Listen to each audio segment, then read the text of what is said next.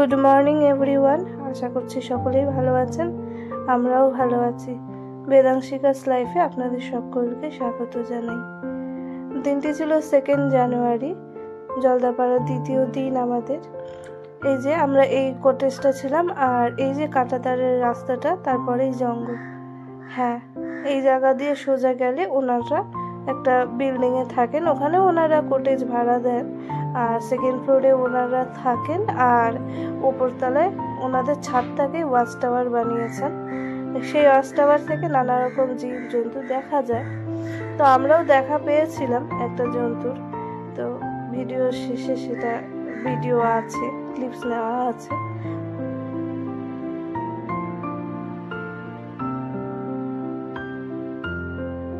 আমরা ব্রেকফাস্টটা খেয়ে তারপরে বেরিয়ে পড়েছিলাম খয়েরবাড়ি রিজার্ভ ফরেস্টে দেখবার উদ্দেশ্যে। ওখানে মূলত যেহেতু যেগুলো আহত বাঘ হোক বা জীবজন্তু হোক, সেখানে রেখে রেস্কিউ করে রাখা হয়। সেখান থেকে তাদের ট্রিটমেন্ট চলে, ট্রিটমেন্ট করে তারপরে ওদেরকে আবার বনে ছেড়ে দেওয়া হয়।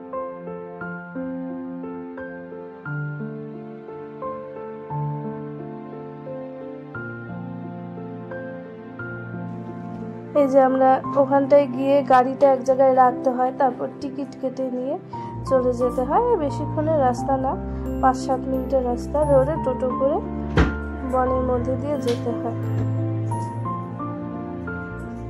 এই যে আমরা টোটো করে চলছি, নানা আড্ডা গল্প এসবের মধ্যে দিয়ে।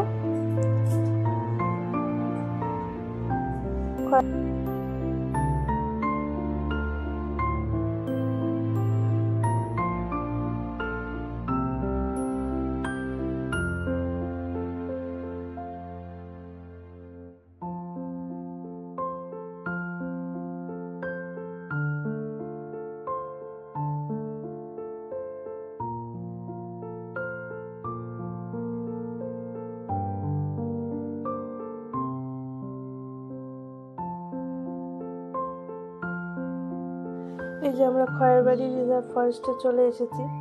সেখানে এসে স্থানীয় লোকেদের কাছ থেকে জানতে পারি এখন বর্তমানে কিছু আহত চিতা রয়েছে ওখানে, আর বিশেষ কিছু নেই দেখার মতো। তবু আমরা চলে গেছিলাম ওই আহত চিতাই দেখতে। তো যাই হোক, এই যে টিকিটটা এখানে দেখে নিতে হয়। এই মেন গেট থেকেও জানেন তো 1-1.5 কিলোমিটার হাঁটতে হয়। যদিও সেই কাজটা বুন্তুকে নিয়ে, মানে বেদাংশিকাকে নিয়ে আপনাদের বলে রাখি, বুন্তুর ভালো নাম বেদাংশিকা। হ্যাঁ, বুন্তু আর বেদাংশিকা একই মানুষ আর কি। তো যাই হোক, সেই কাজটা কোলে করে নিয়ে যাওয়ার কাজটা ওর মামা আর বুন্তুর বাবাই করে দিয়েছিল। আর আমি নিয়েছিলাম বুন্তুর খাবারের জিনিস, গরম জল, দুধ, এসব কিছু। যদি রাস্তায় ওর খিদে পায়, মানে ওর যেন কোনো রকমই কোনো অসুবিধে না হয়, সেই খেয়াল আমরা 3 জনই সারাক্ষণ রেখেছিলাম। আর এই ফরেস্টের ভেতরে নানান বাচ্চাদের খেলার জিনিস রয়েছিল, যেমন দোলনা, স্লিপার, এসব। এই যে আজ ছিল বৃহস্পতিবার, ওদের খেতে দেওয়া হয় না, মানে একদিন বাঘেদেরকে রেস্ট ডে দেওয়া হয়। তো বৃহস্পতিবার করে সেই রেস্ট ডে, যার জন্য ওদেরকে ছাড়া হয়নি। নাহলে না, অন্যান্য দিন এই যে মাঠটা দেখতে পাচ্ছেন, এখানে ওদেরকে মাংস ছুঁড়ে ছুঁড়ে দিয়ে দেয়, আর ওরা এখানে এসে খায়, আরও কাছ থেকে দেখা যায়।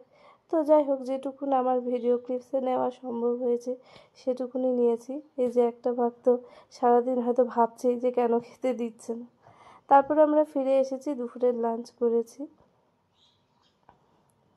দুপুরের লাঞ্চটা একদম ঘরোয়া পদ্ধতিতেই ছিল, মানে ওনারা রান্নাটা একদম ঘরোয়া রান্নাই করেন। তারপরে বলেছিলাম একটু বারবিকিউয়ের আয়োজন করতে, তো বারবিকিউ দেখতেই আমরা সকলে চলে এসেছিলাম।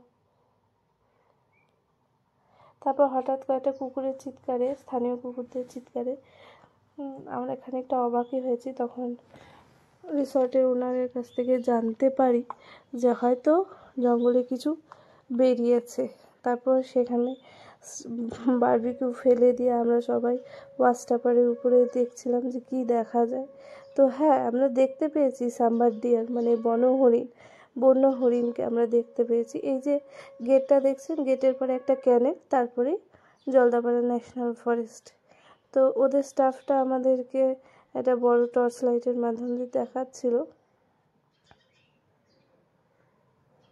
তারপর দেখে ওই যে, হ্যাঁ সত্যিই তো সাম্বার ডিয়ার, ওই দেখুন আপনারাও দেখতে পাবেন, একটু চেষ্টা করে দেখতে পাবেন, দেখবেন কিছু একটা হেঁটে যাচ্ছে, এই যে বনের মধ্যে দিয়ে ঢুকে গেল। হ্যাঁ,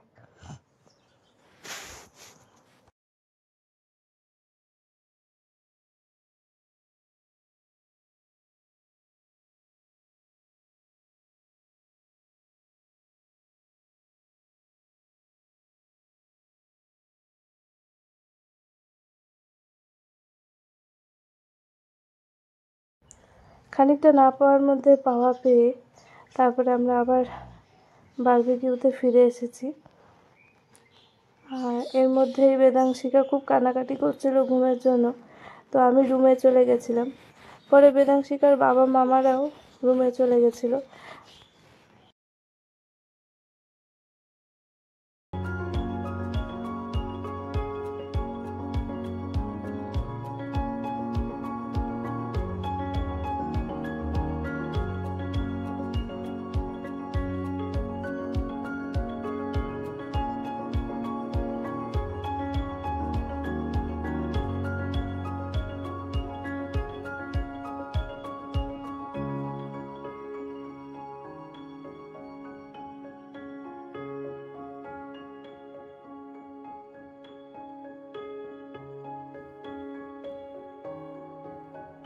যেহেতু বেদাংশিকা কাঁদছিল তার জন্য স্টাফেরা আমাদের বারবিকিউ চিকেনটা ঘরেই দিয়েছিল।